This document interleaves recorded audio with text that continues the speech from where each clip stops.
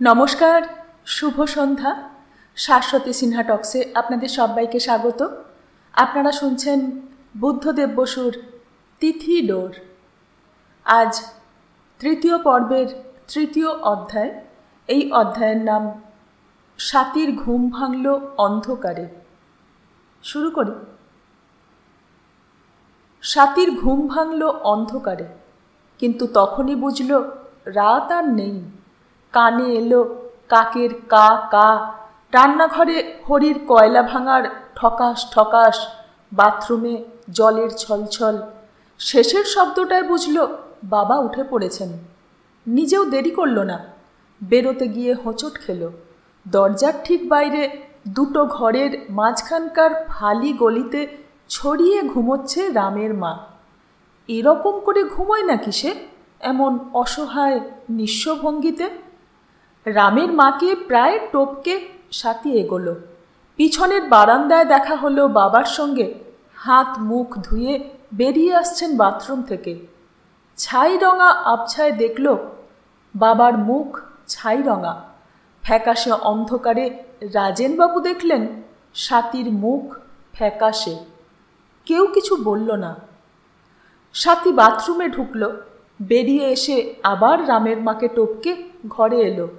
পরনের কুঁচকোনো আধময়লা মনমরা বেগুনি রঙের শাড়িটা ছেড়ে একখানা পাট ভাঙা মিলের শাড়ি পরল। সাদা শাড়ি, বড় সাদা, চুনের মতো, চুনকাম করা দেওয়ালের মতো সাদা আর মনমরা। শাড়ি বদল করে স্বাতী আবার এলো পিছনের বারান্দায়। এটাই বাবার বসবার ঘর, আর এটাই তাদের খাবার ঘর। লম্বা সরু রেক্সিনে মোড়া খাবার টেবিল, ডাক্তারদের রোগী দেখার টেবিলের মতো, যেন এক্ষুনি কোনো অপারেশন হবে। লম্বা দিকে ধারের চেয়ারটায় বাবা বসেছেন উঠোনের দিকে মুখ করে। স্বাতী বসল উঠোনের দিকে মুখ করে সরু দিকের একলা চেয়ারটায়। কেউ কিছু বলল না। ঘোর কাটল, ভোর হলো। ছাই রঙা আবছায়ার পর ফ্যাকাশে ছাই রঙা ভোর, ময়লা ধোঁয়াটে আলো রান্নাঘর থেকে পেঁচিয়ে বেরোনো ধোঁয়ার মধ্যে মিশল। রান্নাঘরের দেয়ালটা কালো, উঠোনে ধুলো আর কয়লা গুঁড়ো ময়লা, মনমরা শীত করা ভোর। স্বাতী আঁচলটা গায়ে জড়িয়ে নিল। এর মধ্যেই শীতের ভাব। গ্রীষ্ম কেটে গেল কবে? বর্ষা ফুরোলো কখন? রামের মা ঘুম থেকে উঠে বেরিয়ে আসছিল ঘোমটা খোলা মাথায়। বাবাকে দেখে থমকে দাঁড়ালো, কাপড় টানল, ঘোমটার তলায় দিদিমণির দিকে একবার তাকিয়ে ফিরে গেল উল্টো দিকে। দুঃখী মুখ রামের মার। স্বাতী পলকে দেখল কালো কুঁকড়োনো কুচকোনো মুখ। ঘোর কাটল, রোদ ফুটল। রান্নাঘরের ময়লা ছাদে রোদ পড়ল। রোগা ছোট্ট চৌকো হলদে রোদ উঠোনে নামল। হরি এলো রান্নাঘর থেকে চা নিয়ে, চায়ের সঙ্গে রুটি মাখন। তারও দুঃখী মুখ, শুকনো, সুখ নেই, বিষণ্ণ। ছেলেবেলা থেকে হরিকে দেখে আসছে স্বাতী, আজ প্রথম দেখল যে তার মুখ দুঃখ দিয়ে আঁকা। নিঃশব্দে চা খেলো দুজনে। ঘোমটা ঢাকা রামের মা নিঃশব্দে এলো, টেবিলে রাখলো চশমা আর খবর কাগজ, নিঃশব্দে চলে গেল। রাজেনবাবু কাগজের ভাঁজ খুললেন, চশমা চোখে পড়তে লাগলেন খুব বেশি মন দিয়ে। স্বাতী নিঃশব্দে বসে থাকল। ছোট্ট চৌকো হলদে রোদ মিলিয়ে গেল, রোগা সাদা লম্বা রোদ এগিয়ে এলো। স্বাতী নিঃশব্দে উঠল, নিঃশব্দে চলে এলো ঘরে। রাজেনবাবু নিঃশব্দে কাগজ পড়তে লাগলেন। না, কিছু বলবার নেই, কিছু করবারও নেই। যে কথা এ কদিন ধরে সব সময় মনে পড়ছে তার, যে কথা কাল সারা রাত ঘুমের মধ্যেও এক মুহূর্ত সে ভোলেনি, তা নিয়ে একটি কথাও বলবার নেই, একটি কথাও শোনবার নেই।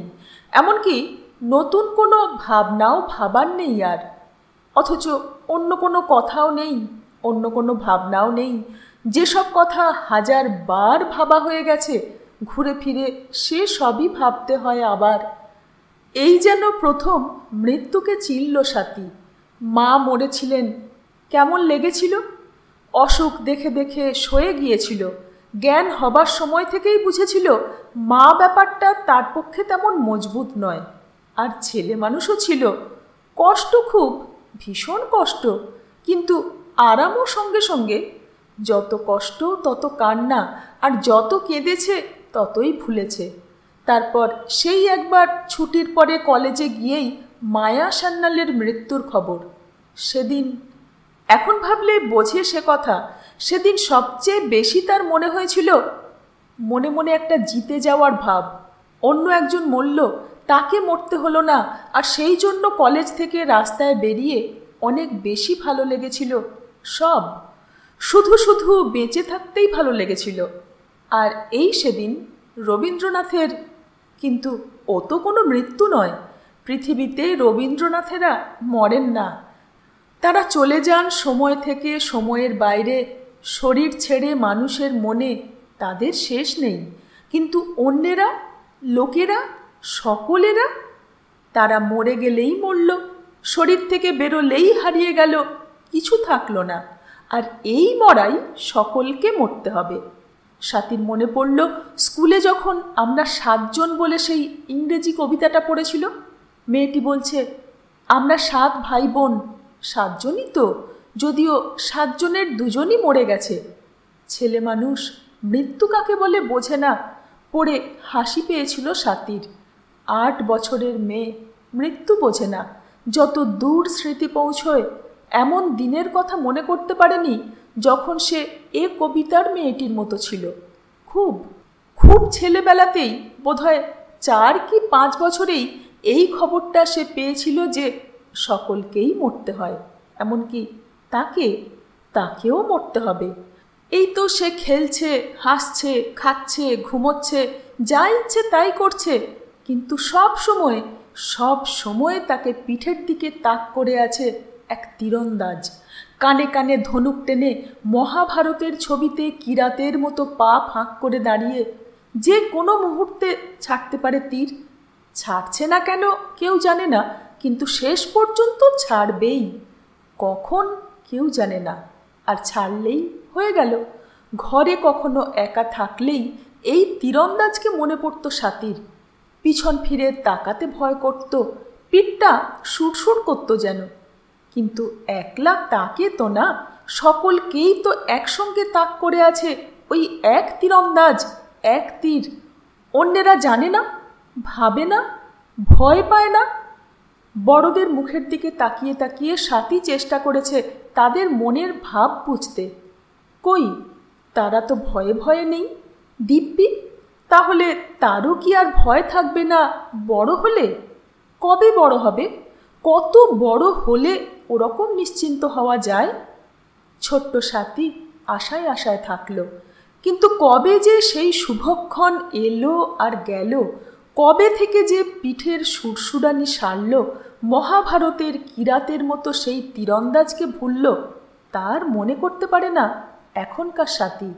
এখন শুধু এইটা মনে পড়ে যে অনেক অনেক দিন তাকে মনে পড়েনি সেই ঝাপসা ছেলেবেলার পর। আর না, মা যখন মরলেন তখন না, একটানা অনেক অনেক বছর সে এমনভাবেই কাটিয়েছে যেন মৃত্যু নেই। টেলিগ্রাম! আওয়াজটায় বুক কেঁপে উঠেছিল স্বাতীর। যদিও এর জন্যই বিকেল থেকে বসেছিল ছোটদির আর বাবার সঙ্গে। একটু দেরি হয়েছিল উঠতে, বাবা তার আগেই উঠলেন। স্বাতী দেখল দরজায় একটা দৈত্যের ছায়া, আর একটু পরে রাস্তার অন্ধকারে রাক্ষসের এক চোখের মতো সাইকেলের আলো। মুহূর্তের জন্য বাবার মুখটা যেন ভেঙে চুরে অন্য রকম হয়ে গেল। তারপর ফিসফিসে আওয়াজে বললেন, আমি যাই। স্বাতী বলল, আমিও যাব। না। বাবা? না। আগের দিনের বাঁধা বিছানা বাঁধাই ছিল। আর 2-1টা জিনিস শাশ্বতী গুছিয়ে দিল চটপট, আর 5টা মিনিটও দেরি হলো না। কোনো রকমে ট্রেন ধরবার সময়টুকুই ছিল তখন। রাজেনবাবু 2 মেয়েকে নামিয়ে দিলেন শাশ্বতীর বাড়িতে। সেই তো বাবা গেলেন, তবু আগের দিন গেলে কিন্তু তাতেই বা কি হতো? তাদের দেখে, তাদের মুখ দেখে হারিদ বলল, খবর ভালো না? শাশ্বতী জবাব দিল না। তোমার বাবা চলে গেলেন আজ? হারিদ তাকালো স্বাতীর দিকে। স্বাতী আস্তে মাথা নাড়ল। হারিদ কপাল কুঁচকালো। অবস্থা কি খুব খারাপ? শেষ, কথা বলল শাশ্বতী। শুনে হারিদ চুপ করে থাকলো মিনিট খানেক। তারপর খুব গম্ভীর মুখে বলল, এত খাওয়া, যদি শেষের দিকেও খাওয়াটা কমাতেন। তাছাড়া তো আর ওষুধ নেই এর, আর স্ট্রোক একবার হয়ে পড়লে মুশকিল।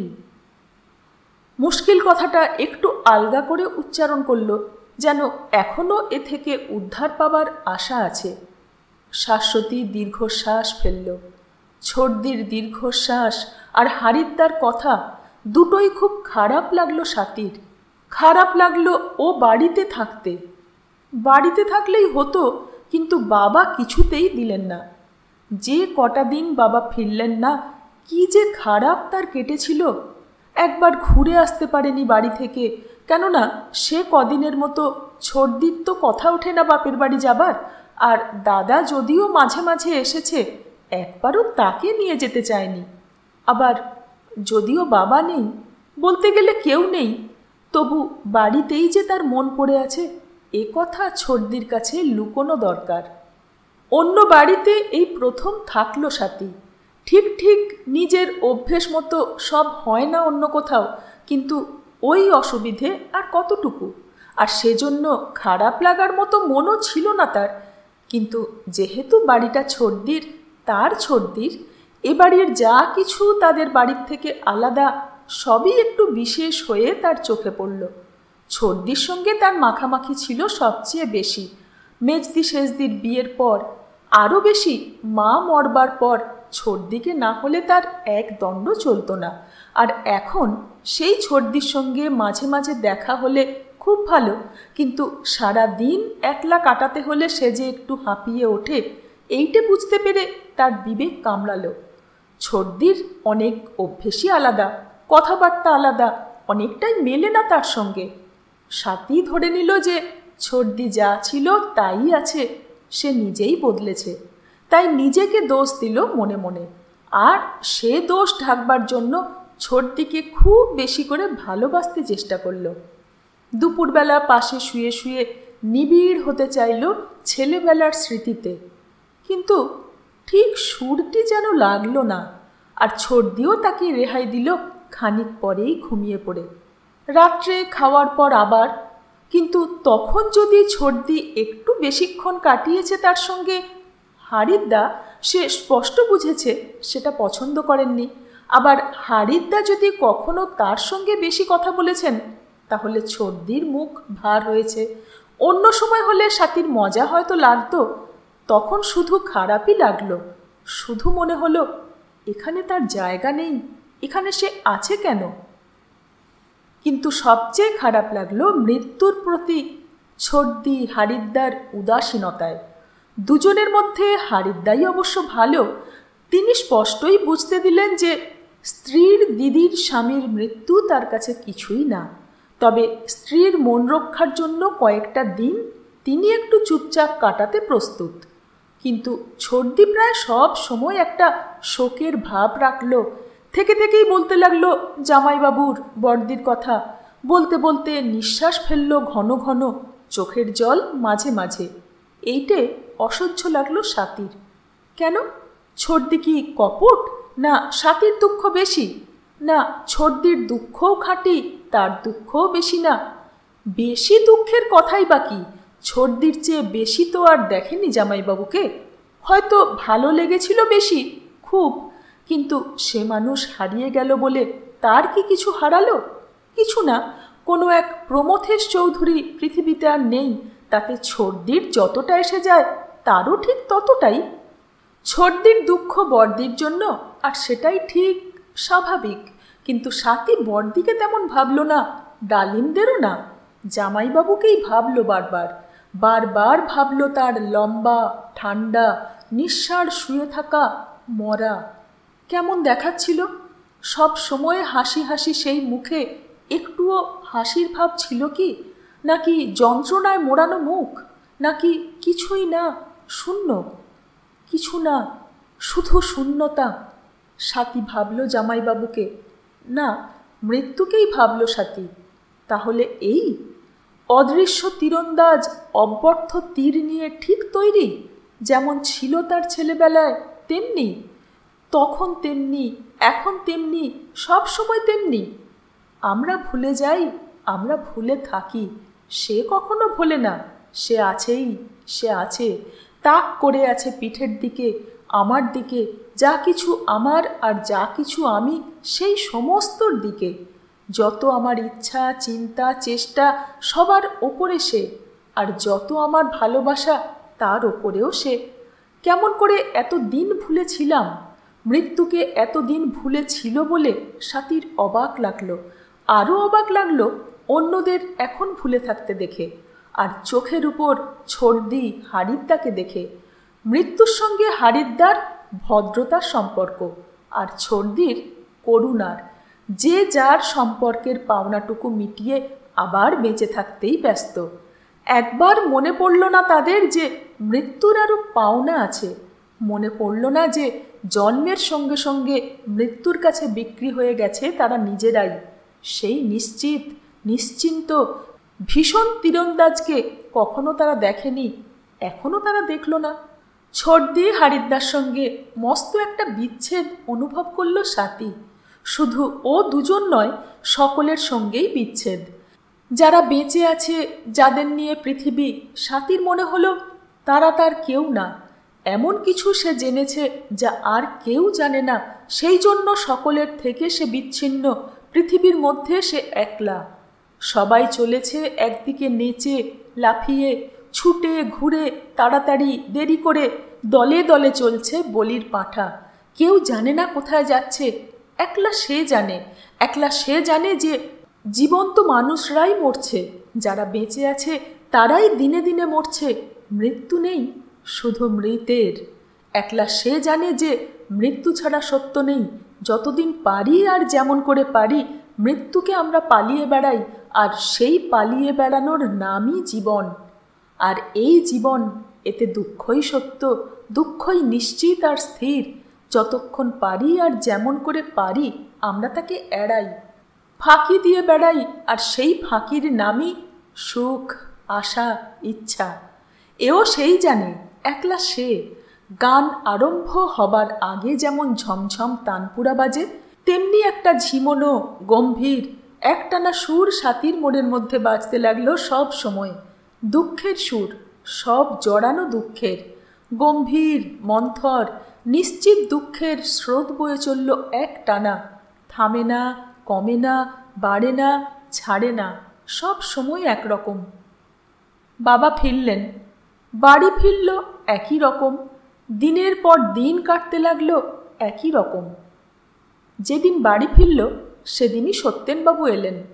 তাকেও একটু দূর লাগলো, পর লাগলো, কিন্তু এও মনে হলো যে তার এখনকার মনের ভাব কেউ যদি বোঝে তো তিনিই বুঝবেন। তাকে প্রথম দেখে হাসি মুখে কিছু বলতে যাচ্ছিলেন, কিন্তু আর একবার তাকাতেই হাসি মিলিয়ে গেল মুখ থেকে। উঠে দাঁড়িয়ে বললেন, কি হয়েছে? স্বাতী তখনই কোনো জবাব দিতে পারল না। এখানে ছিলে না তোমরা? আমি এসেছিলাম দুদিন, বাড়ি বন্ধ ছিল। কোথায় গিয়েছিলে? কি কি হয়েছে? স্বাতী আরও একটু দেরি করল। মনে মনে কথাগুলি সাজিয়ে নিয়ে আস্তে আস্তে বলল, আমার বড় জামাইবাবু, মানে বড়দির স্বামী, তিনি মারা গেছেন। গেছেন?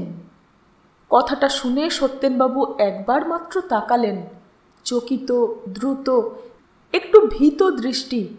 তারপরেই বসে পড়লেন। বসে থাকলেন নিচু মাথায়, চুপ করে। কিছু বললেন না, জিজ্ঞেস করলেন না, কোনো বৃত্তান্ত জানতে চাইলেন না। শুধু বসে থাকলেন চুপ করে খানিকক্ষণ, অনেকক্ষণ। আর স্বাতীও চুপ করে দাঁড়িয়ে থাকল। মনে পড়ল এই সেদিনের কথা, যেদিন উনি এসেছিলেন রবীন্দ্রনাথের মৃত্যুর খবর নিয়ে। সেদিন তক্ষুনি কিছু করবার ছিল, অনেক করবার ছিল। তারপর বলবারও ছিল অনেক। আজ কিছু নেই, আজ শুধু চুপ। শহর ভরে, দেশ ভরে এখনো রবীন্দ্রনাথের হই হই, কাগজে সেটাই বড় খবর এখনো। কত পত্রিকা, কত বক্তৃতা, ছবি, গান, কথা, কমিটি, সমিতি, এরকম চলবে আরও কিছুদিন। আর এরই মধ্যে আরও বড় এক খবর এসে পৌঁছল মাত্র কয়েকজন মানুষের কাছে। সব মানুষ থেকে আলাদা হয়ে গেল সেই কজন, আরও কাছাকাছি হলো পরস্পরের। যে কোনো একজনের মরে যাওয়াটা কিছুই না, রোজই মরছে। চলতে চলতে একবার আহা বললেই ফুরলো। কিন্তু যে কজন তাতে দুঃখ পায়, তাদের দুঃখের মতো দুঃখ নেই, নিজের দুঃখ ছাড়া দুঃখ নেই। সেটাই শুধু দুঃখ, অন্য সব খবর, ঘটনা, কথা বলার বিষয়। স্বাতীর হঠাৎ মনে পড়ল রেস্তোরাঁয় বসে ধ্রুব দত্তর সেই কথাগুলি খুব খারাপ লেগেছিল তখন, খুব রাগ হয়েছিল। কিন্তু ঠিকই তো, ঠিক কথাই তো বলেছিলেন। দুঃখ কি অমন করে শহর ভরে ছড়ায়? দুঃখ কি পৃথিবী ভরে শোর তোলে? কেমন করে হবে? দুঃখ তো সেটাই যা মানুষকে একা করে দেয়। সকলে মিলে, অনেকে মিলে দুঃখী হওয়া যায় না তো। আমরা যে শুধু দুঃখকে ডরাই তা নয়, দুঃখীকেও এড়াই। তাই যতক্ষণ পারি এমনভাবে চলি ফিরি যেন দুঃখ বলে কিছু নেই, যেন ওটা কিছুই না। যে কথা শুনে সত্যেনবাবু অমন করে বসে পড়লেন, সেটা কি তার কাছে কিছু? তার মুখে চোখ রেখে এই প্রশ্নের উত্তর খুঁজল স্বাতী, কিন্তু কপালে হাত রেখে নিচু মাথায় এমন করে বসেছেন যে থুতনি ছাড়া কিছু প্রায় দেখাই যাচ্ছে না। সত্যি যেন একটা আঘাত পেয়েছেন, এই রকম দেখাচ্ছে ভঙ্গিটা। কিন্তু তার আঘাত পাবার কি আছে? আর আমি বা কেন ভাবছি সে কথা? তিনি তো বলতে গেলে চেনেনই না ওদের। এটা তার ভদ্রতা, হারিদ্দার চেয়ে উঁচু জাতের ভদ্রতা, সুন্দর সৌজন্য। কিন্তু আমারও তো ভদ্রতা আছে, আমারই কথা বলা উচিত যাতে উনি সহজ হতে পারেন। স্বাতী বসে আলাপ করল। আপনি এসেছিলেন এর মধ্যে?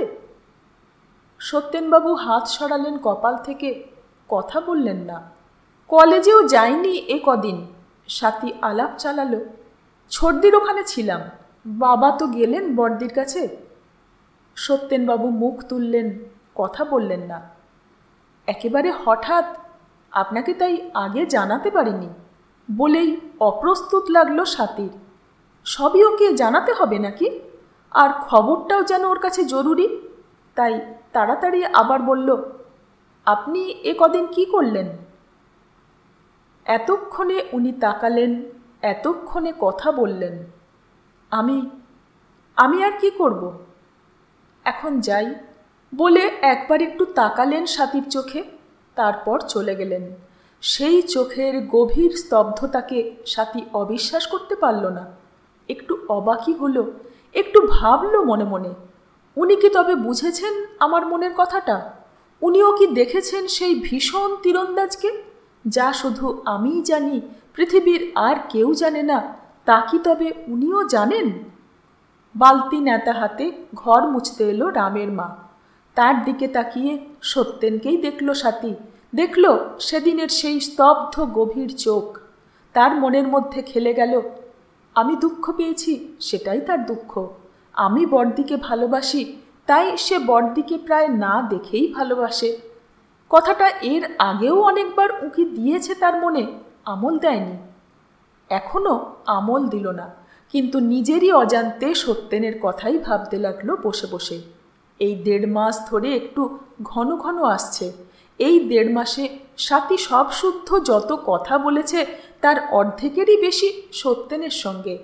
বাবা বড় চুপচাপ আজকাল, আর একটু যেন ব্যস্ত, উদ্বিগ্ন। চশমা চোখে বসে চিঠি লেখেন বড়দিকে, বড়দির বড় দেওরকে। স্বাতী কখনো বাবাকে দেখেনি নিজের হাতে এত চিঠি লিখতে। এতদিন সেই ছিল বাবার সেক্রেটারি, কিন্তু এসব চিঠির বিষয়ে সে কিছু জানে না পর্যন্ত। মেজদি সেজদির চিঠি এলেও বাবা তাকে দেন না। একদিন জিজ্ঞেস করেছিল, কি লিখছো বাবা বড়দিকে? আসতে লিখলাম এখানে। বড়দি আসবেন? কথাটা খুশির না, উচ্ছ্বাসের না, কথাটা যেন প্রশ্ন, যেন দ্বিধা ভরা প্রশ্ন। কেমন করে চোখ রাখবে বড়দির উপর, আবার কেমন করে কথা বলবে? হ্যাঁ, আশাই ভালো। বাবাও এমন করে কথাটা বললেন যেন এর বিরুদ্ধ যুক্তিও আছে। স্বাতী বুঝল যে বড়দির পক্ষে এখানে আসা এখন আর সহজ না। আগেও সহজ ছিল না, কিন্তু তখনকার বাধা আর এখনকার বাধা একেবারে উল্টো উল্টি। তাই বলল, তুমি বললে আসবে না? দেখি। বাবা আবার লিখতে লাগলেন। একটু পরে চোখ তুললেন তার দিকে। চশমার পিছনে বাবার কুকড়োনো বুড়ো চোখে স্বাতী কি যেন দেখল, আর তাকালো না, আর দাঁড়ালো না সেখানে। বাবার মুখ মিলিয়ে গেল। সত্যেনকে মনে পড়ল আবার। স্বভাবত সরল তার চোখ, মুখে গম্ভীরতর লাবণ্য, আস্তে কথা বলে, কিন্তু অস্পষ্ট কখনো না। আর এমন কথা বলে যে সবসময় উত্তর না দিলেও চলে। চুপ করে শুনলেও মনে হয় দুপক্ষেরই কথাবার্তা এটা। এখন আর বইয়ের কথা না, নানা কথা। 3 বছরে সব শুদ্ধ যে কটা কথা বলেছিল তারা, এই 1.5 মাসে তার বেশি বলা হয়ে গেছে। স্বাতী ভাবতে চাইল সেই কথাগুলি, কিন্তু কি আশ্চর্য, একটা কথাও মনে আনতে পারল না। কি কি বলে সত্যেন? হঠাৎ চমকে উঠল স্বাতী। চমকে বুঝল সত্যেনবাবুকে সে মনে মনে সত্যেন ভাবছে। একা ঘরে লাল হলো, যেন নিজের দিক থেকেই মুখ ফেরালো। আর ঠিক তখনই ঘরের মধ্যে ছড়িয়ে পড়ল শরতের শীতল উজ্জ্বল সুন্দর একটি সকাল, যে সকালটা এতক্ষণ মরেছিল তার কাছে। সত্যেন! আওয়াজ না করে কিন্তু ঠোঁট নেড়ে নামটা উচ্চারণ করল একবার। কবে থেকে সত্যেন হলো? একটু শব্দ হলো ঘরে। তাকিয়ে দেখল ছোটদি। 2 বোনে চোখাচোখি হলো নিঃশব্দে। তারপর স্বাতী বলল, তুমি খুব সকালেই এসেছ? হ্যাঁ, ঘুম থেকে উঠেই চলে এলাম, আর একটু সকাল সকালই উঠছিলাম। বলতে বলতে শাশ্বতীর মনে পড়ল অন্য দিনের চাইতে সকালে উঠে ভোরবেলাটি কেমন ভালো লাগলো। ভালো লাগলো এক ট্রামে করে এই পথটুকু আসতে। বলল অন্য কথা, ভালো ঘুমোতেও পারিনি রাত্রে। কী সব আবোল তাবোল স্বপ্ন দেখছিলাম, বোধহয় এক রাত্রির অল্প একটু অনিদ্রার ফলেই। শাশ্বতীর গাল একটু বেশি লালচে দেখালো, চোখ একটু বেশি ছকছকে, কিন্তু স্বাতী চোখে যা দেখল মুখে তা বলল না। শাশ্বতী আবার বলল, সেবারে বড়দি এলেন, ঠিক এই রকমই ছিল সকালবেলাটা। একটু থেমে খামোকা জুড়ল, না রে। কথাটা স্বাতীরও মনে হয়েছিল এইমাত্র, কিন্তু সে সায় দিল না, কথা বলল না। কি ভালোই লেগেছিল, কি ফুর্তি জামাইবাবুর। আর বড়দি যেখানে সেখানেই আনন্দ। আর সেই বড়দি। টলটল করল জলের ফোঁটা শাশ্বতীর চোখে। তার মনে হলো অমন ভালো আর কখনো লাগেনি, অমন সুখী কখনো আর হয়নি জীবনে। যদিও তখন তা বোঝেনি, তখন বরং রোজই প্রায় দুঃখই পেয়েছে তাদের পারিবারিক উৎসবে হারিতের যোগ দেবার অনিচ্ছায়, আর ও ধরনের আমোদের প্রতি হারিতের প্রকাশ্য অবজ্ঞায়। তার মন আরও পিছনে সরল, পৌঁছল তার বিয়ের সময়ে প্রথম না ঘুমোনো রাত্রির পরে আলো ভরা সকালে। আসন পিঁড়ি হয়ে খাটে বসে জামাইবাবুর হো হো হাসি, আর বড়দির সেই ওকে মাত্র সেদিন থেকেই হারিত ও হয়েছে তার কাছে জোর করে খাওয়ানো, মজার দেখাচ্ছিল ওকে। কত অন্যরকম ছিল তখন। শাশ্বতী নিঃশ্বাস ফেলল, বড়দির জন্য না, নিজের জন্যই নিঃশ্বাস ফেলল এবার। মনে পড়ে তোর? যেন কিছু বলতে বলতে সামলে নিল সে। মনে পড়ে সেই সবাই মিলে থিয়েটারে যাওয়া? পড়ে না, সবই মনে পড়ে। বড়দি এলেন, এসেই ধরে ধরে সকলকে খাওয়াতে লাগলেন ক্ষীর নারকোলের মিষ্টি। তারপর রান্নাঘরে বসে সেই আলু সেদ্ধর ধোঁয়া ওঠা একটা গন্ধ। ওরকম গন্ধ পৃথিবীর আর কোনো আলু সেদ্ধর হবে না, কিন্তু এ সবই ভাবা হয়ে গেছে 1000 বার। শাশ্বতী বলল, জামাইবাবু কীরকম হাসতেন? হ্যাঁ, হাসতেন। আর যাবার সময় ট্যাক্সিতে উঠে একটু অন্যরকম হেসে বলেছিলেন, স্বাতী, তাহলে যাই, আবার কবে? কিন্তু এসবও 1000বার ভাবা হয়ে গেছে, যাতে আবারও এসব ভাবতে না হয়। স্বাতী বলল, চা খেয়ে এসেছ? হ্যাঁ, হারিত ওঠেনি তখনও, নিজেই করে নিলাম এক পেয়ালা। শাশ্বতীর কথার বদলে যাওয়া সুর স্বাতীকে প্রায় জানিয়ে দিল যে স্বামী ওঠার আগে স্বাধীনভাবে এক পেয়ালা চা বেশ উপভোগ করেছিল সে। হঠাৎ থেমে গিয়ে বলল, সময় হলো নাকি? এখনই? একটু কেঁপে উঠল স্বাতী। গাড়ি কটায় পৌঁছয়? 8টা কত মিনিট যেন। তাহলে দেরি আছে এখনো। শাশ্বতী তাকালো হাতের ছোট্ট সোনার ঘড়ির দিকে। তার বিয়েতে জামাইবাবুর উপহার। বাবা স্টেশনে গিয়েছেন? কি জানি, বোধ হয়। বাবার গতিবিধি সম্বন্ধে এই বোধহয়টা একটু বেখাপ্পা শোনালো শাশ্বতীর কানে। যাই, দেখে আসি। তখনই ফিরে এসে বলল, হ্যাঁ গিয়েছেন। এবার বেখাপ্পা লাগলো স্বাতীর। বাবা কোথাও বেরিয়ে গেলেন তাকে কিছু না বলে, তার সঙ্গে দেখা না করে, এটা তার কাছে নতুন। বিজু? শাশ্বতী জিজ্ঞেস করল। ওঠেনি বোধ হয়। শাশ্বতীর মনে হলো স্বাতী অন্য কথা ভাবছে, যে কথার সঙ্গে বড়দির আজ আসার কোনো যোগ নেই। নিজেই গেল বিজনের ঘরের দিকে। দরজা বন্ধ। টোকা দিল, বিজু বিজু বলে ডাকল, জবাব পেল না। ফিরে এসে বলল, বিজু এত বেলায় ওঠে? স্বাতী বলল, এমন আর বেলা কি, আমরা আজ ভোরে উঠেছি কিনা তাই মনে হচ্ছে। কারণ আছে বলেই উঠেছি, বিজুরও ওঠা উচিত। স্বাতী চুপ। ওকে ডাকলে হয় না? তুমি ডাকলে তো শুনলাম। কিন্তু ওদের আসবার সময়ও ঘুমিয়ে থাকে যদি বিজু? শাশ্বতীর চোখে মুখে উদ্বেগ ফুটল। কি বিশ্রী, কি ভাববেন বড়দি? ছি, আমার তো মনে হয় ধাক্কাধাক্কি করে ওকে ডেকে তোলাই উচিত। শাশ্বতী ব্যস্ত হলো। দেখো চেষ্টা করে। তোর ভাবটা যেন তোর কিছুই না। স্বাতী চুপ। এখনও তোর রাগ পড়েনি বিজুর ওপর? রাগ ছিল নাকি কোনোদিন? স্বাতী পাতলা হাসল। শাশ্বতীও হাসল। আমার উপরেও রেগেছিলি খুব। মজুমদারের ব্যাপারটি চুকে যাবার পর এই প্রথম তার কোনো উল্লেখ হলো দু বোনের মধ্যে। স্বাতী বলল, আমি কি তোমার উপর রাগতে পারি? শাশ্বতী তাকালো স্বাতীর দিকে, ঘরের দিকে। এই ঘরেই সে থাকতো, ঘুমতো স্বাতীর সঙ্গে। একটু আবছা করে বলল, তখন যা ভালো মনে হয়েছিল করেছিলাম, মনে রাখিস না? এরপরে দুজনেই চুপ করে রইল একটুক্ষণ।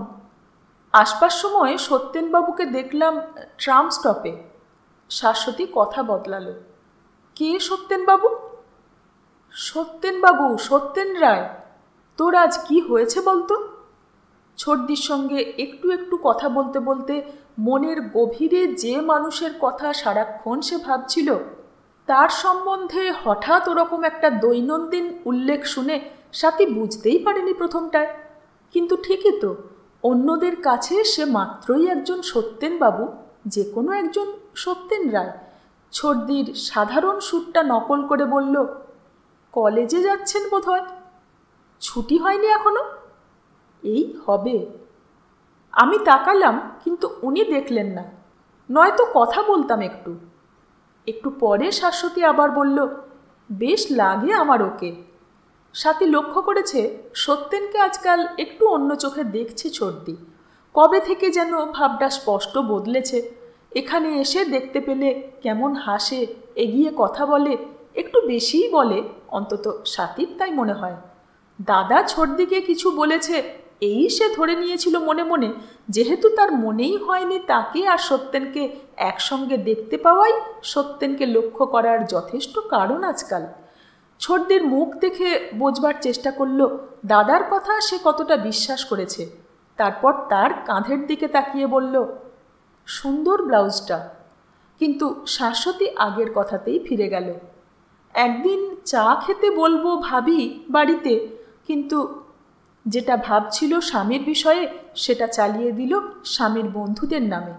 হারিতের বন্ধুদের সঙ্গে ঠিক তো মিলবে না সত্যেনবাবুর। একা ওকে বললেই পারো। তা পারি, কিন্তু তোর হারিদ্দাকে তো জানিস, নিজের দলের 2-3টি বন্ধু যেখানে নেই সেখানে তার কিছুই ভালো লাগে না। আবার 2-4 জন না হলেও জমেন না ঠিক। আর আর সত্যেনবাবুর কি ভালো লাগবে তুই না গেলে? স্বাতী হেসে ফেলল, হেসে বলল, বেশ তো, আমাকে যদি বলো আমিও যাব।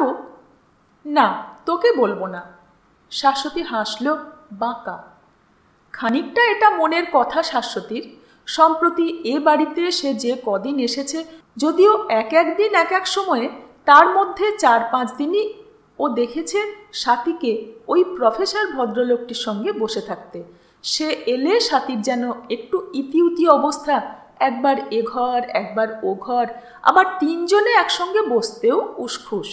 এ থেকে যা ভেবে নেবার তা অবশ্য ভেবেই ছিল শাশ্বতী, যদিও মজুমদারের ব্যাপারটা তখন তার মনে তেতো হয়ে লেগেছিল বলে কাউকে কিছু বলেনি এ পর্যন্ত।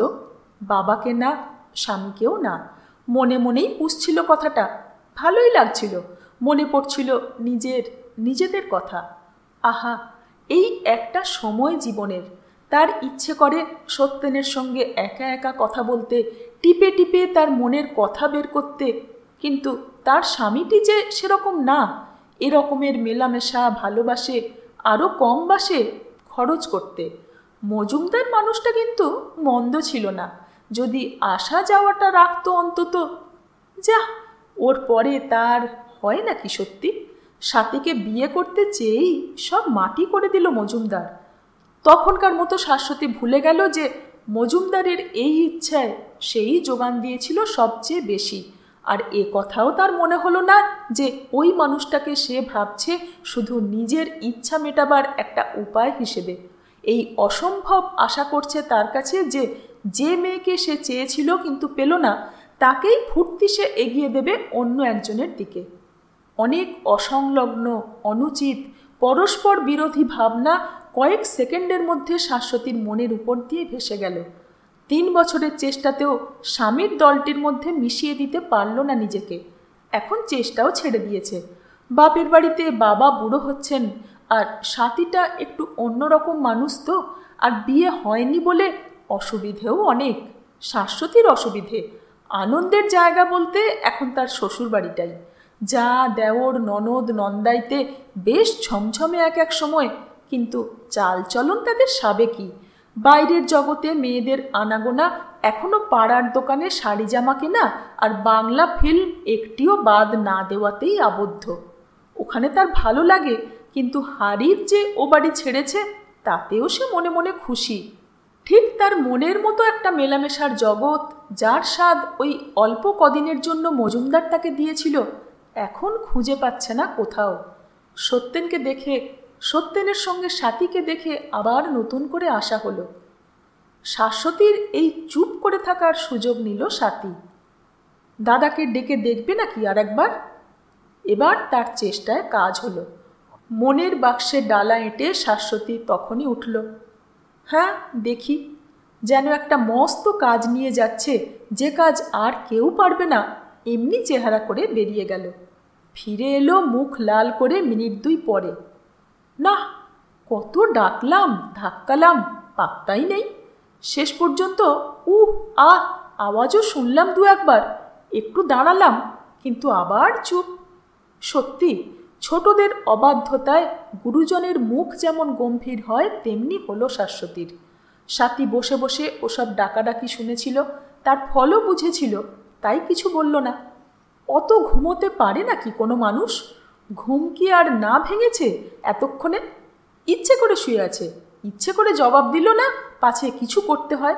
তুই ঠিকই বলিস স্বাতী, বিজুটা মানুষ না। ও কথা আমি কবে বলেছি? স্বাতীর আপত্তি শাশ্বতী গ্রাহ্য করল না। আবার বলল, এত বড় একটা কাণ্ড ঘটে গেল, একটু বিকার নেই ওর মনে? দাদা যে এটাকে চুপচাপ মেনে নিয়েছে, তাতেই বরং স্বাতী স্বস্তি পেয়েছিল। যা ওর রোলারুলি স্বভাব। তাই বলল, কি আর করবে, পুরুষ মানুষ। আরে রাখ ওসব, মনে লাগলে কেউ আবার চাপতে পারে। বিজুটা মানুষ না, ওর আত্মা নেই, কীরকম স্বার্থপরের মতো থাকে দেখিস না। খায়, ঘুমোয়, তাছাড়া আর সম্পর্ক নেই বাড়ির সঙ্গে। বলতে বলতে শাশ্বতী বড্ড রেগে গেল ভাইয়ের উপর। হঠাৎ তার মনে হলো স্বাতীকে বিয়ে করতে যাওয়ার দুর্বুদ্ধি বিজুই দিয়েছিল মজুমদারকে। ও কি জানেও না বড়দি আসবেন? জানে, স্বাতী সংক্ষেপে উত্তর দিল। জানে তো জেগে জেগে শুয়ে আছে কেমন করে? আর এত ডাকলাম, ভদ্রতা বলেও তো আছে একটা। স্বাতী বলল, সত্যি ঘুমোচ্ছে হয়তো। কিসের? কোনো হাঙ্গামার মধ্যে থাকবে না, এই আর কি। স্বাতী থামল, দম নিল। তা এদিকে সব ঠিকঠাক তো? ঠিকঠাকের আর কি? বাহ, এত লোক আসবে, তার একটা ব্যবস্থা আছে না? চল দেখে আসি। আবার কেজো ধরনের শাশ্বতী উঠল। ছোট্ট বাড়িটি ঘুরে এলো রান্নাঘর পর্যন্ত। রান্নাঘরে হরি দুধ ফুটিয়ে রেখে চা বাসন সাজিয়ে এখন সিঙাড়ায় পুর ভরছে বসে বসে। আসা মাত্র ভেজে দেবে গরম গরম। আর বারান্দায় বসে রামের মা আনারস কাটছে। টুকরোগুলো বঁটি থেকেই পড়ছে সাদা পাথরের থালায়। আর তার বাঁদিকে একটি ঝুড়িতে পেঁপে, আপেল, কমলালেবু, কত কি। কাজ খুঁজে না পেয়ে শাশ্বতী আবার ঘরের দিকেই ফিরল। চলতে চলতে বলল, কেমন লাগে রে তোর ভাবতে? কি ভাবতে? যে বড়দি আর তার খাওয়া পড়া কিছুই তো আর আমাদের মতো থাকলো না। বাজে নিয়ম সব। আজকাল অনেকেই তো মানে না ওসব, কিন্তু বড়দি বোধ হয়। ভাবতেই পারি না রে, ওই সাদা কাপড়। শাশ্বতী থামল, নিঃশ্বাস ছাড়ল। কি রূপ বড়দির, আর কি বা বয়স! বড়দির সম্বন্ধে এই অত্যন্ত সঙ্গত স্বাভাবিক সহানুভূতির কথা শুনে হঠাৎ জামাইবাবুর জন্য ভীষণ একটা কষ্ট হলো স্বাতীর। ছোটদি যেন জামাইবাবুকে প্রায় দোষ দিচ্ছে মরে যাওয়ার জন্য। সর্বনাশ হলো বড়দির, কিন্তু সে তো শুধু মুখের কথা, কথার কথা। সত্যি সর্বনাশ হলো অন্যজনেরই। যে মরল তারই সর্বস্ব গেল। স্বাতীর একটা ঝাপসা ধারণা হলো যে শোকার্তের জন্য আমাদের যে সহানুভূতি জাগে, তাও মৃত মানুষটিকে ভুলে যাই বলেই, মৃত্যুকে ভুলে থাকি বলেই। মৃত্যু এত করেও পারল না মানুষকে দিয়ে তাকে মনে রাখাতে। দু বোন এলো বাবার ঘরে। সেখানে বাবার বড় খাটে আর শাশ্বতীর পুরনো দিনের ছোট খাটে পরিষ্কার বিছানা তৈরি। বড়টা সুজনিতে আর ছোটটা চিকন পাটিতে ঢাকা। সব ঠিক আছে, বাবা কিছু ভোলেন না। সময় মতো সব করেন, করান, কারো জন্য ফেলে রাখেন না কিছু। রাখলে এখনকার মতো ভালো হতো, কেননা ঘড়ির কাঁটা 8টার দিকে যত এগোলো ততই কমে এলো দু বোনের কথাবার্তা। আর কেমন একটা ছটফটানি শুরু হলো দুজনেরই ভিতরে ভিতরে। একবার এখানে, একবার ওখানে, একটু একটু করে বসে শেষ পর্যন্ত বাইরের ঘরে এলো তারা। সেখানে চেয়ারগুলি তেমনি একদিক ঘেঁষে ঘেঁষে আছে, অন্যদিকে ডালিমের বিছানা তেমনি সুজনি ঢাকা, টেবিলে বইপত্র গুছোনো। তার গোল টাইম পিসটিতেও রোজ দম দিতে ভোলেনি স্বাতী। একটু দূরে দূরে বসলো দুবোন। শাশ্বতী বসেই বলল, দরজাটা খুলে দে স্বাতী। স্বাতী উঠে গিয়ে রাস্তার দিকের দরজা খুলে দিয়ে আবার বসল। একটু পরে শাশ্বতী বলল, পর্দাটা সরে গেল যে, টেনে দে। আচ্ছা তুই থাক। শাশ্বতী নিজেই উঠল, পর্দা টেনে দিয়ে বসলো অন্য একটা চেয়ারে। একটু পরে বলল, গরম না? স্বাতী উঠে পাখা খুলে দিয়ে আবার বসলো অন্য একটা চেয়ারে। একটু পরে শাশ্বতী বলল, কি জোর হাওয়া। একটু কমিয়ে। নিজেই উঠে পাখা কমিয়ে আবার বসলো প্রথম যেটায় বসেছিল সেই চেয়ারে। বসেই চোখে পড়ল ডালিমের টাইম পিসটায়। 8:20। শাশ্বতী যেন আটকে উঠল। 20? স্বাতীরও গলা কেঁপে গেল, যেন 8:20 হওয়া আর কখনো সে শোনেনি। পরপর খানিকক্ষণ দুজনেই চেষ্টা করল গোলমুখ টেবিল ঘড়িটার দিকে না তাকাতে, আর দুজনেরই চোখ ওই সাদা কালো গোল মুখের উপরেই পড়তে লাগলো বারবার। শাশ্বতী বলল, গাড়ি ঠিক কটায়? ঠিক জানি না। টাইম টেবিল নেই? স্বাতী মাথা নাড়ল। খবর কাগজ? দেখছি। স্বাতী উঠল, খবর কাগজটা খুঁজে পেল খাবার টেবিলেই। নিয়ে এসে ছোটদির হাতে দিয়ে একটা চেয়ারে বসল। তাড়াতাড়ি ব্যস্ত হাতে, যেন এর উপর জীবন মরণ নির্ভর করছে, শাশ্বতী কাগজ ওল্টাতে লাগলো। কই রে, কোথায়? কি কাগজ এটা? এই যে, পেয়েছি। নাম কি গাড়ির? তা তো জানি না। তাও জানিস না? শাশ্বতী প্রায় খেকিয়ে উঠল। ঢাকা মেল? না, ঢাকা মেল কি করে হবে? ময়মনসিং থেকে কোন গাড়িতে পৌঁছয় জানিস না? স্বাতী উত্তর দিল না। কি মুশকিল! কাগজটা মেঝেতে ছুঁড়ে ফেলল শাশ্বতী। স্বাতী নিচু হয়ে হাত বাড়িয়ে একটা পাতা তুলে নিল, হাঁটুর উপর ছড়িয়ে চোখ নামিয়ে রাখল সেখানে। শাশ্বতীও নিচু হলো আর একটা পাতা তুলে নিল, কিন্তু সেটা চোখের সামনে না ধরে হাতের মধ্যে গোল করে পাকাতে লাগলো আর খুলতে লাগলো। আর কয়েকবার এরকম করার পর হঠাৎ তার হাত থেমে গেল। একটু শান্তভাবে বলল, আমার মনে হচ্ছে ঠিক সময় হয়েছে এতক্ষণে। নাকি? স্বাতী কাঁপল, তাকালো, উঠল। সঙ্গে সঙ্গে শাশ্বতীও উঠল। শাশ্বতী দেখল স্বাতীর মুখ ফ্যাকাশে, ঠোঁট শুকনো। স্বাতী দেখল শাশ্বতীর মুখ সাদা, ঠোঁট ফ্যাকাশে। তারপর কোনো কথা না বলে দুজনেই বসে পড়ল আবার। শাশ্বতী যেটায় বসেছিল স্বাতী বসল সেটায়, আর স্বাতী যেটায় বসেছিল সেটাতে বসতে গিয়েও ফিরল শাশ্বতী। স্বাতীর ঠিক পাশের চেয়ারটায় বসল। কথা বলার চেষ্টাই আর তারা করল না। দুজনে বসে থাকলো পাশাপাশি, দুজনেই তাকিয়ে থাকলো সামনের দিকে, দরজার দিকে, পর্দার ফাঁকে রাস্তার দিকে। দুজনেই শুকনো সাদা ফ্যাকাশে, আর দুজনেই ভিতরে ভিতরে কাঁপছে। পাশাপাশি, কাছাকাছি, প্রায় হাতে হাত ছুঁইয়ে, অথচ কেউ কারো দিকে না তাকিয়ে আর একটুও না নড়ে এমন করে তারা বসে থাকলো যে রাস্তা থেকে কারো চোখে পড়লে তার মনে হতো যে বিশেষ কোনো মনোহর ভঙ্গিতে ছবি তোলাতে বসেছে দুই তরুণী। কিন্তু মেরুন রঙের ট্যাক্সিটা যখন ঝিলিক দিল জানলায়, দুজনে শান্ত উঠল, আস্তে হাঁটল, যদিও কেউ কারো দিকে তাকালো না। কয়েক পা মেঝে পার হয়ে পর্দা ঠেলে বেরোলো, দাঁড়ালো বাইরের সিঁড়িতে, পাশাপাশি, কেউ কারো দিকে না তাকিয়ে। প্রথমে লাফিয়ে নামলো আতা তাতা দুই বোন। কত বড় হয়ে গেছে! তারপর ছোটন, কি কষে এঁটেছে হাফ প্যান্টের বেলটা। তারপর গান্ধী টুপি এঁটে লম্বা, গম্ভীর, দায়িত্বপূর্ণ ডালিম। টুপি কেন?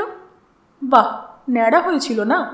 আর ভাতে ভাত খেয়ে মোটাও হয়েছে। সেবারে তাকে আনা হয়নি, আর এবারে সেই নিয়ে এসেছে সকলকে। আর একটা ট্যাক্সিতেই সকলকে ধরে গেছে এবার। বাবা নামলেন বাচ্চাটিকে কোলে নিয়ে। এমন আর বাচ্চা কি এখন! আর কীরকম হাসছে সাদা সাদা দাঁত দেখিয়ে, কি মিষ্টি! অন্য সব কথা ভুলে গেল স্বাতী। সিঁড়ি থেকে রাস্তায় নামলো, বাবার কোল থেকে নিজের কোলে নিল, বুকে চেপে ধরল, গালে চুমু খেলো। আর এই নতুন মানুষটির মুখের দিকে একবার মাত্র চোখ ফেলেই সরু ছোট কিন্তু বেশ জোরালো গলায় হঠাৎ কেঁদে উঠল বাচ্চাটি। ছিছি, মাসির কোলে গিয়ে কাঁদে নাকি? মাসি? ছোট মাসি? স্বাতী গলা শুনে চোখ ফেরালো। সাদা সাদা কাপড়, সাদা সিঁথি, কিন্তু বড়দি। চোখে দেখার প্রথম মুহূর্তটিকে আবছা লাগলো স্বাতীর। ওকে দে আমার কাছে বলে শ্বেতা সুখী দুঃখী হাসি হাসি ছলছলে ছলছল চোখে স্বাতীর দিকে একটুখানি তাকিয়ে একটুখানি আদর করল তার গালে। স্বাতী কেঁপে উঠল, চোখ নামালো, কয়েক ফোঁটা চোখের জল দৌড়ে নামলো পরপর তার গাল বেয়ে। বাচ্চাকে নিয়ে সিঁড়ি উঠে শ্বেতা বলল, কি শাশ্বতী, বিজু কই? বিজু? শাশ্বতী একটা মিথ্যে বানাবার চেষ্টা করল, কিন্তু দরকার হলো না। ঠিক যখন শ্বেতা বাড়িতে ঢুকছে সেই মুহূর্তটিতে ভিতর থেকে ছুটে এলো বিজু। এইমাত্র ঘুম ভাঙা এলোমেলো চুল, কাপড়টা লুঙ্গির মতো করে কোনো রকমে জড়ানো, গায়ের একটা বোতাম খোলা, বুকের চুল দেখানো দোকাটা রঙিন বিলেতি রাজজামা। বড়দিকে দেখেই একটু থমকে দাঁড়ালো সে, আর সঙ্গে সঙ্গে তার মুখের বিশ্রী বদ বাঁকাচোরা একটা চেহারা হলো। হঠাৎ ঘোড়ার মতো লাফিয়ে এসে জড়িয়ে ধরল বাচ্চা শুদ্ধ বড়দিকে। হাউ হাউ করে কেঁদে লুটিয়ে পড়ল, ও বড়দি, ও জামাইবাবু, জামাইবাবু! বিজুর ধাক্কায় বাচ্চাটি প্রায় পড়ে যাচ্ছিল কোল থেকে। সেটা কোনো রকমে সামলে নিল, চেষ্টা করে সরে দাঁড়ালো, আর বিজু যেন আশ্রয় হারিয়ে এলিয়ে পড়ে গেল তার পায়ের কাছে মেঝেতে। ওঠার চেষ্টা করল না, মুখ ঢাকল না। কান্নার বেগে অবিশ্বাস্য সব ভঙ্গি হতে লাগলো তার মুখের, আর ভাঙা চড়া সাংঘাতিক আওয়াজে এক একটা খাবি খাওয়া কথা বেরোতে লাগলো তার গলা দিয়ে। জামাইবাবুর মতো আর কে কে আমাকে টাকা দিয়েছিল? কার টাকা নিয়ে আমি আজ? ও জামাইবাবু, ও হো হো। দু হাঁটু উঁচু করে, দু হাত পিছনে ছড়িয়ে, দু হাতে মেঝে আঁকড়ে, রঙিন ডোরাকাটা বোতাম খোলা জামার ফাঁকে বুকের কালো কালো চুল দেখিয়ে বসে বসে বিকটভাবে কাঁদতে লাগলো বিজন। ট্যাক্সি বিদেয় হয়নি তখনও। প্রকাণ্ড শিখ ট্যাক্সিওয়ালা দাড়ি গোঁফের ঝোপ নিয়ে দাঁড়িয়ে আছে। রাজেনবাবুও রাস্তায়। হরি মাল তুলতে তুলতে থেমে গেছে। সাথী আর ডালিম উঠতে উঠতে থমকে গেছে সিঁড়িতে। রাস্তাতেও দাঁড়িয়ে আছে দু একজন। দরজাটা হাঁ করা, পর্দাটা সরানো। সকলেই দেখছে, শুনছে। আশেপাশের বাড়ি কটিতেও পৌঁছচ্ছে বিজনের এই আন্তরিক, অকৃত্রিম, মর্মস্পর্শী শোকোচ্ছ্বাস। ঘরে শাশ্বতী দাঁড়িয়ে থাকলো অবাক। আতা তাতা ছোটন গোল গোল চোখে তাকিয়ে থাকলো অবাক। শ্বেতা চেষ্টা করলো এক হাতে ভাইকে, আরেক হাতে বাচ্চাকে সামলাতে। আর বাইরে ডালিম ঘন ঘন তাকাতে লাগলো ছোট মাসির দিকে। কিন্তু ছোট মাসি মুখ তুললেন না, নড়লেনও না।